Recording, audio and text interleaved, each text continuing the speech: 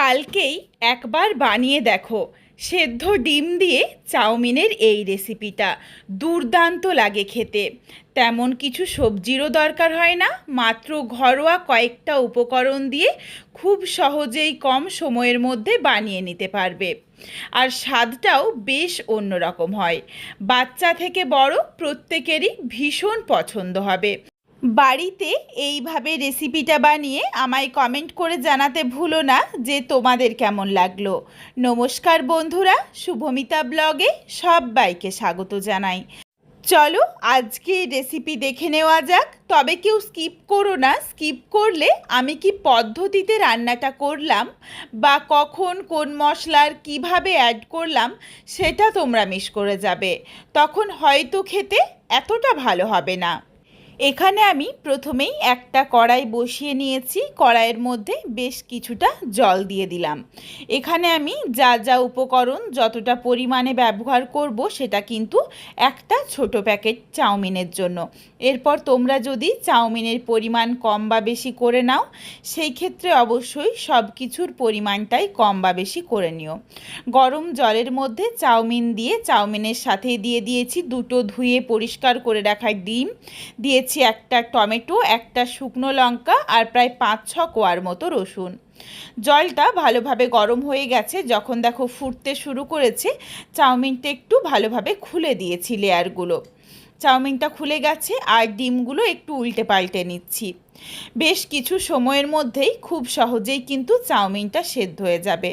আর চাউমিনটা তুলে নেওয়ার পর প্রায় মিনিট দুয়েক একটু সময় নিয়ে জলটাকে ফুটিয়ে নিলেই ডিমটাও সহজেই সেদ্ধ হয়ে যায়, আর আলাদা করে সেদ্ধ করার দরকার হয় না।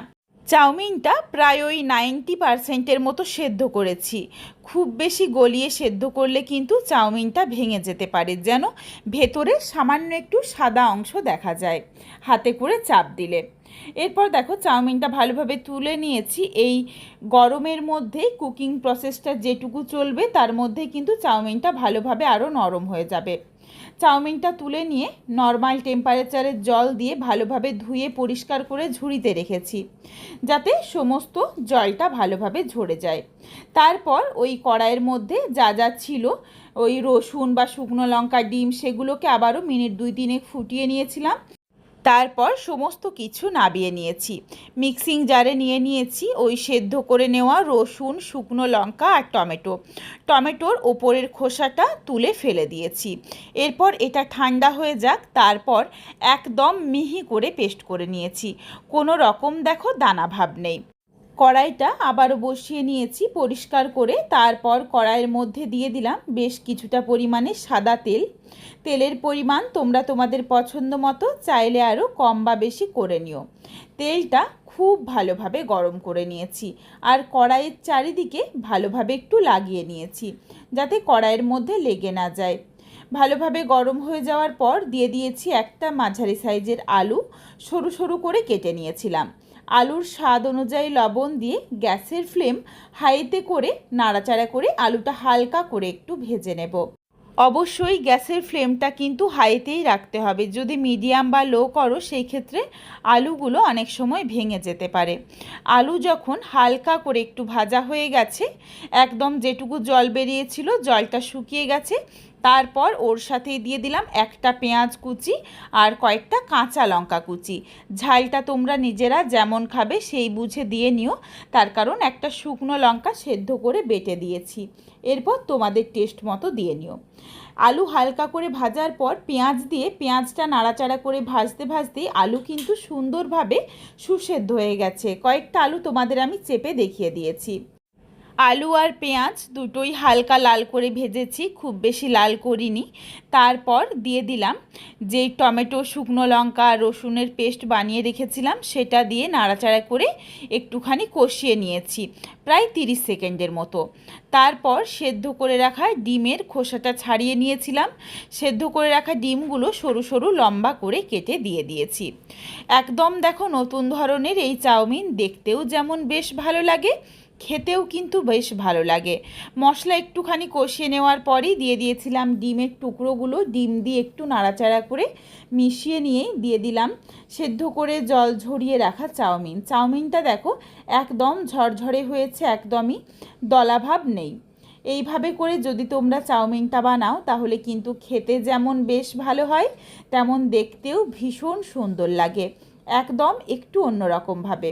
আমরা তো সাধারণত ডিমের ঝুরি করে চাউমিন বানাই, তো একবার হলেও এইভাবে বানিয়ে দেখো, আশা করছি তোমাদের ভালো লাগবে। চাউমিন দেওয়ার পর দিয়ে দিয়েছি স্বাদ অনুযায়ী লবণ, সামান্য একটু চিনি দিয়েছি যাতে একটু মিষ্টি মিষ্টি হয়, টেস্টটা ব্যালেন্স হয়ে যায়। তার কারণ বেশ খানিকটা টমেটো বাটার ব্যবহার রয়েছে। আর এখানে আমি অল্প পরিমাণে একটু সয়া সস দিয়ে নিয়েছি। এখানে আর টমেটো সস দিচ্ছি না, তার কারণ টমেটো বাটার ব্যবহার করেছি বলে। আর চিলি সসও দিলাম না, লঙ্কা বাটার ব্যবহার করেছি বলে। তবে তোমরা যারা সস একটু বেশি খেতে পছন্দ করো তারা চাইলে দিতে পারো, কিন্তু আমি তোমাদের অনুরোধ করব একবার হলেও এইভাবে, এই পদ্ধতিতে আমি ঠিক যা যা উপকরণ অ্যাড করলাম সেইভাবে বানিয়ে দেখো, বেশ ভালো লাগবে তোমাদের। নাড়াচাড়া করে ভালোভাবে দেখো বেশ একটু ভাজা ভাজা করে নিয়েছি, একদমই গায়ের মধ্যে আর লেগে নেই, বেশ ছাড়া ছাড়া মতো হয়ে গেছে। আর কড়াইয়ের চারিদিকে একটু ভালোভাবে ছড়িয়ে নিয়েছি। এরপর গ্যাসের ফ্লেমটা অফ করে দিলাম। গ্যাসের ফ্লেম অফ করে সামান্য একটু লেবুর রস দিয়ে দিয়েছি। একটু লেবুর রস দিলে ভীষণ মুখরোচক হয় আর খুবই সুন্দর একটা গন্ধ আসে। অবশ্যই লেবুর রস যখন দেবে গ্যাসের ফ্লেম কিন্তু অফ করার পরে দেবে। রেসিপি একদম রেডি, আর অন্য কিচ্ছু দেওয়ার দরকার নেই। তবে হাতের কাছে যদি ধনেপাতা কুচি থাকে তাহলে চাইলে দিতে পারো। এরপর নামিয়ে নিচ্ছি। বন্ধুরা, তোমরা তো চাউমিন অনেকভাবে বানিয়েছো, তোমাদের কাছে আমার অনুরোধ রইল একবার হলেও এইভাবে বানিয়ে দেখো।